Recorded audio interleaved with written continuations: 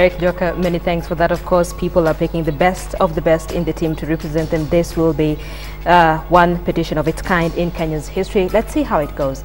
The Jubilee team has put together what sources are calling a comprehensive response to Raila Odinga's challenge at the Supreme Court. Uhuru Kenyatta and William Ruto's lawyers are expected to file their responses within the next 1 hour at the Supreme Court. The Supreme Court has also summoned all parties in the petitions for a mention of the cases tomorrow morning.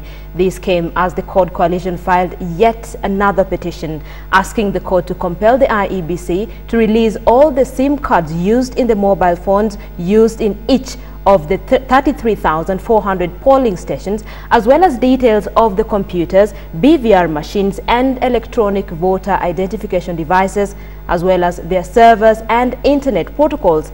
KTN's Noah Otieno reports. After the Supreme Court published the 3 petitions filed against the presidential election, the Independent Electoral and Boundaries Commission lawyers filed a response late in the evening. We have just filed our responses to the petition that was filed on Saturday. We have answered all the issues raised. We have demonstrated that the elections were carried out fairly and transparently. On our part, we are not going to engage in any public debate on the issue. We are going to leave this issue to the Supreme Court to determine. But Uhuru Kenyatta and his deputy William Ruto, who are the 3rd and the 4th respondents in the code and the civil society petitions, were expected to file their petition 2 hours later. A source within the Jubilee team says they have put together massive evidence to counter the challenge against Uhuru's win, including written and video evidence surrounding the presidential election. Speaking in Mombasa, Uhuru himself asked Raila and CORD to stop making public statements about the petition. Tukisema tunaenda kotini, basi wache tuwache koti ifanye kazi yake. Hakuna faida ya kuendelea kuongea. Sisi zote tunangojea waamuzi wa koti yao na magari. Hiyo tunaongea hivi na vile na vile. Tutulie, tupoe, hakuna shida. My brother Honorable Uhuru Kenyatta has challenged me not to politicize the petition which is in the courts. Of course, I'm not politicizing the case because the case is political.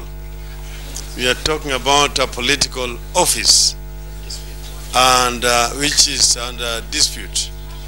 And therefore, I will not be talking about the content of the case which is now before the court, because that is sub judice. We will not discuss the matter which is before the courts. But I want to challenge my brother not to behave as if he's already a president who has been handed over the instruments of power. Meanwhile, the court team has filed another urgent petition asking the Supreme Court to compel the IEBC to release more information they intend to use to argue their case.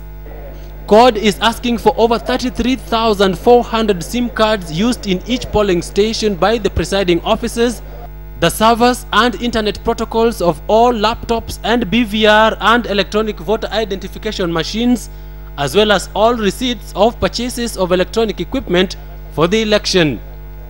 The two sides are preparing to face off at the Supreme Court after the preliminary issues are dealt with this Wednesday and next Monday. Noah Otieno, KTN Prime.